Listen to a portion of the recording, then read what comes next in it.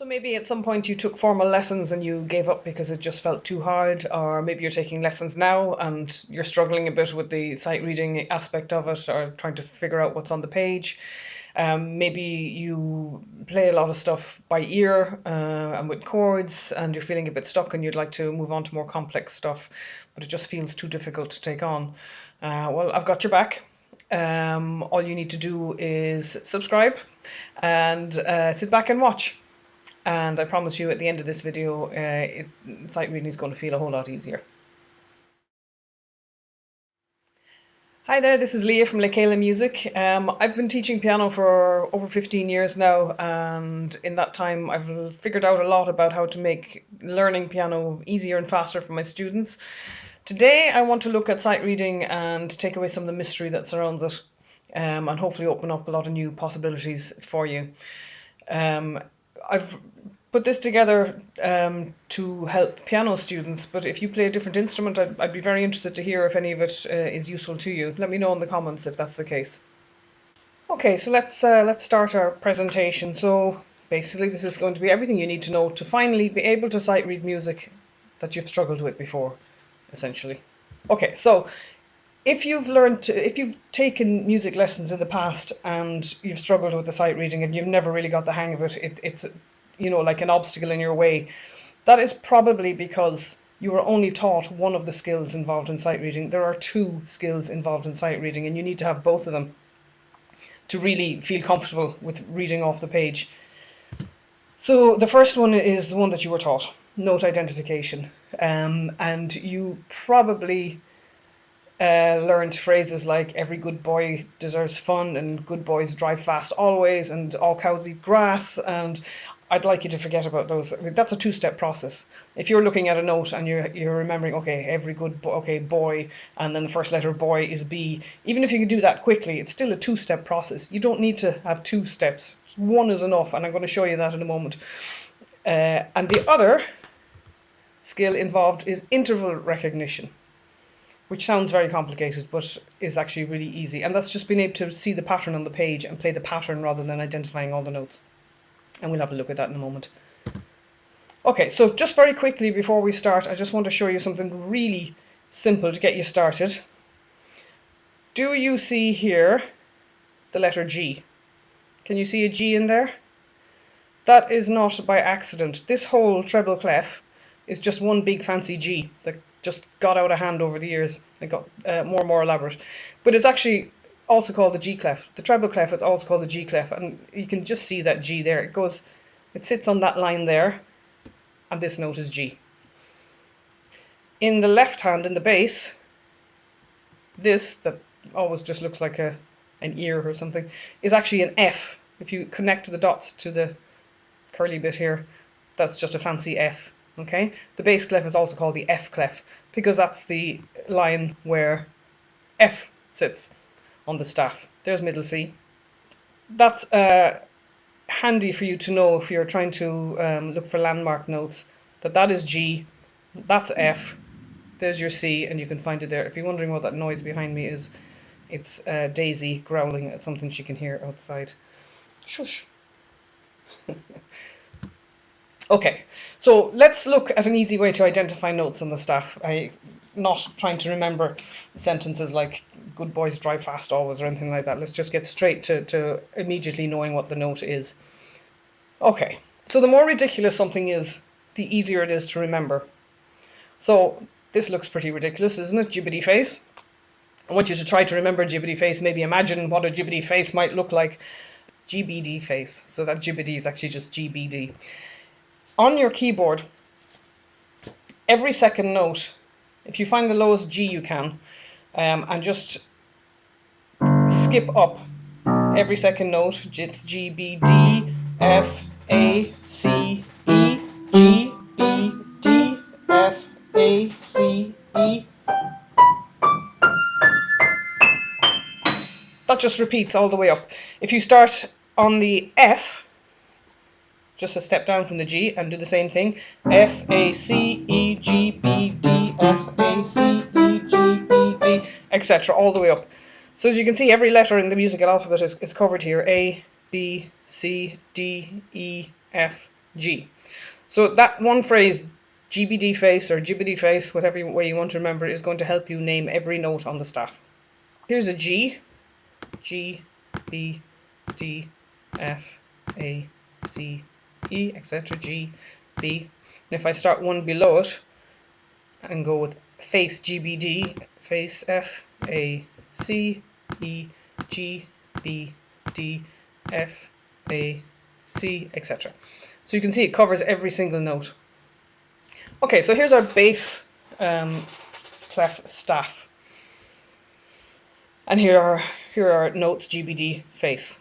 Okay, we're skipping up all the line notes G, B, D, F, A, C, E, and starting one below that F, A, C, E, G, B, D. In the treble clef, G, B, D, F, A, C, E, F, A, C, E, G, B, D. Lines here, spaces.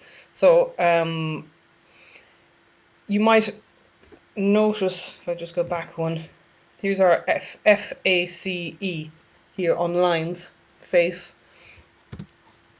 Here we have them on the spaces, F, A, C, E, and here we have face again on the lines. So every time it repeats on the whatever it wasn't the time before. So if it's on spaces here, the next octave up will be on lines. If we were to write it up here, continue on up, face would then appear on the spaces again.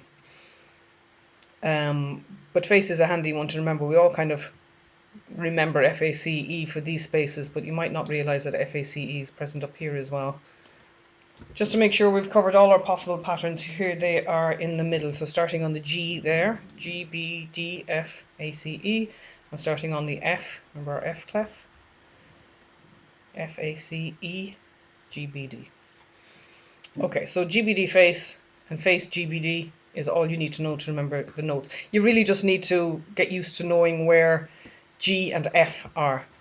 We know two of them already from our F clef and our G clef, and we have G on the line down here, F on the space below it. And then up here, F in the first space, and with G we know. Okay, so let's look at intervals. This is where it gets really interesting because this is what people often don't realize they can do reading music. They think they have to identify every single note. That's what I used to do. Until I just started automatically recognizing. You will reach the point where you're just automatically recognizing things, but knowing how to see patterns just makes everything so much easier. So an interval is the distance between two notes. So for example, if I play C and there's A, the interval between them is the distance from here to here, or from here to here, or from here to here. Let's look at how to recognize intervals on the staff and on the keyboard. So the first one that's worth knowing about are what we call seconds or steps. So when you see notes that are just following on from each other, line, space, there's no room for any other note between these two. One is on this line, one is on this space. You're either repeating a note here or repeating a note there, but there's nowhere else to put a note. So they are next door notes. As our first note here is G, we don't have to go, well, that's a G and that's an F A and that's a G B and that's C and that's B. We can just recognize, we can figure out what this one is, and then we can just recognize that we're stepping up, and here we're changing direction, we're stepping back down. So G, A, B, C, they're just next door notes. When you see two notes together on one stem, they're played at the same time.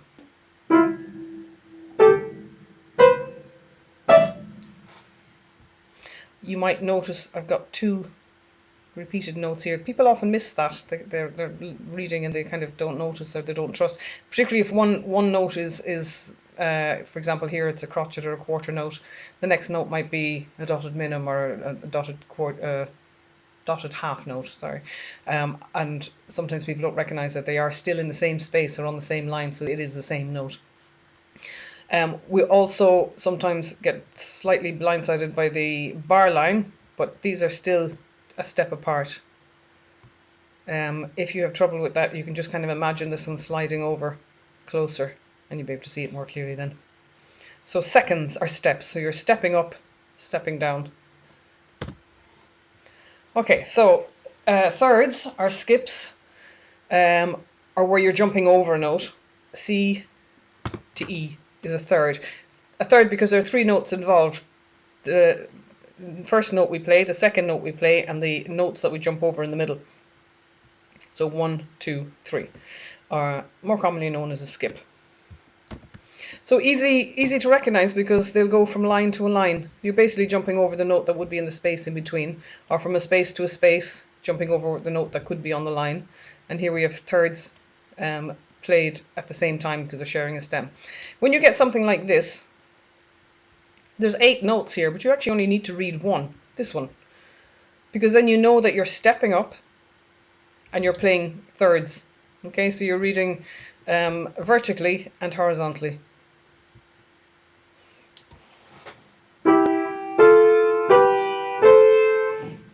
Okay, that cuts down a lot of work. And here we're just skipping down again. I would say 90% of music on the written music is made up of skips and steps.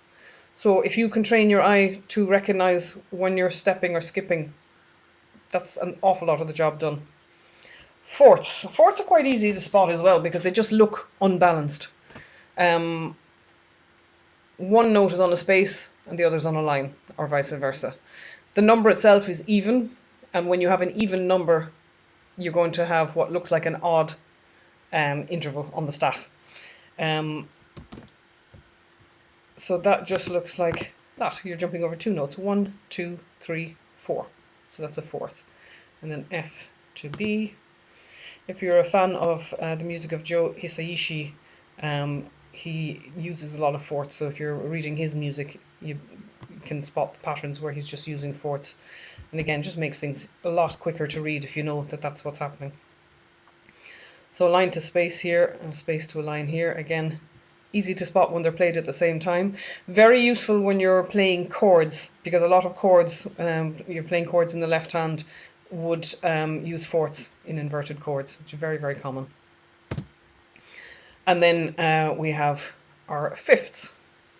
Okay, so fifth is an odd number, so it looks even on the staff. We've got a line to a line with a line in between, or a space to a space with an empty space in between. Often seen in the left-hand accompaniment, you'll have fifths. Now, if anyone's watching this and you're a music theorist or a purist in this regard, you know that this is a big no-no. What I've got here are parallel fifths. I'm only putting them there for the sake of illustrating fifths. It just doesn't sound good. So you'd never do it. With one exception. I don't know if you're familiar with the Horrible Histories children's series. If you're not, look it up on YouTube. They're absolutely hilarious. But this is their theme tune. So you might recognize that. You might be wondering why there's a flat here. Technically, let me illustrate this.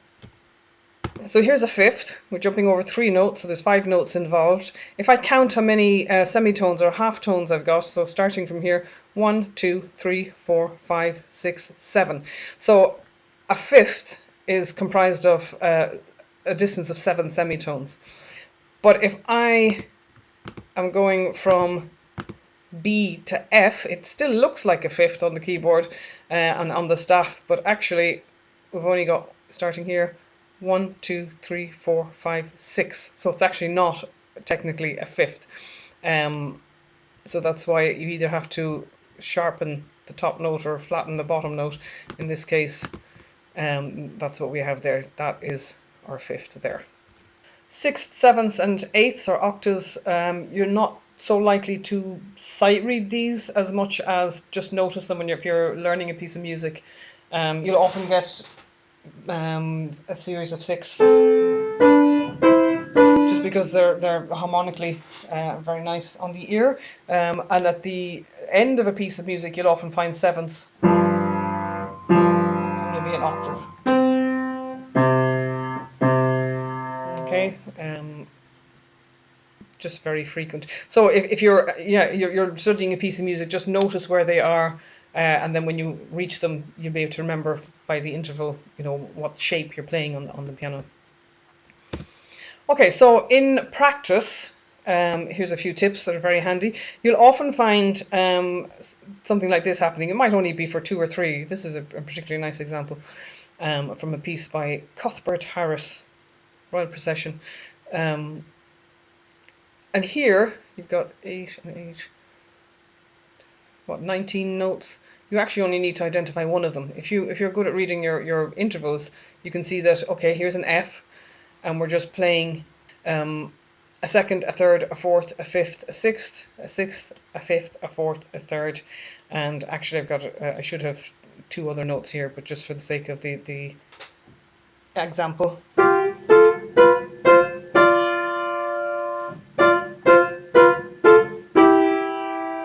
Is what it should sound like, but this note is wrong. But you'll often come across that in either hand, in left or right, and then you don't have to do any figuring out of notes except for just one. Reading chords in the left hand, being able to read chords really quickly is a huge plus, and if you can see intervals, it takes out so much of the work. Here we've got C in the bass, there's C in the bass, stepping down to B in the bass and C. And all you need to do, once you've identified that note, is read the intervals above it. So you've got a third and a third. Here you've got a fourth and a third. Here you've got a fifth and a second and 2/3 again. It sounds like this.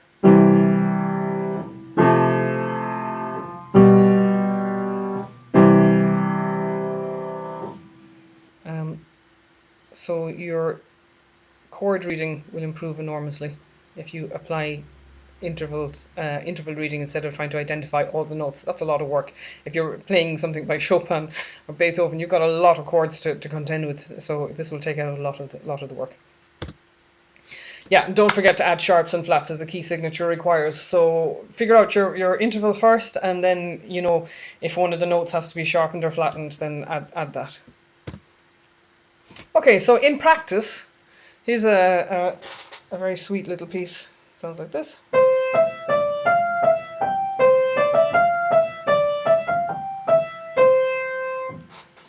So you figure out your first note, F, A, C, and then you're skipping up, stepping down, skipping up, stepping down, skipping up. There's a fifth. Then you're just stepping all the way up to here, stepping all the way back down, stepping up and skipping down. So again, a piece like this, if you're getting used to reading your intervals, you've only really got one note to identify, and then you can figure the rest out by interval. Another example, lots of steps and skips here.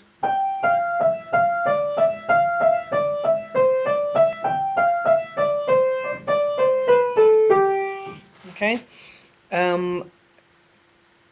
Stepping down, stepping up, there's a skip, stepping up, stepping down, one step up and there's a skip, so you've got the same pattern going on in both bars. Stepping up, there's another skip, and then you're stepping all the way down, one step up and then stepping all the way down. So again, can you see that you're identifying the first note, and then you don't need to identify anything else after that. It's easy to spot the intervals. Here's an octave in the left hand, stepping down, stepping up, a skip. There's a fourth, but in this case you're probably more likely to recognize a C. There's an octave, up a fifth, stepping down. Okay, so that's it. I hope that has been of help to you. At this point, hit the subscribe button. That's really important. Go on, hit it. Thank you. Because I've got lots of other videos to come. Let me know in the comments if that has helped you.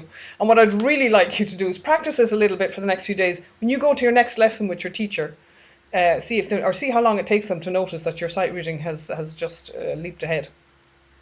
If you don't take lessons, just pull out a piece of music that you wanted to play, or something that you think you could tackle, and let me know how it feels to read intervals instead of identifying all the notes.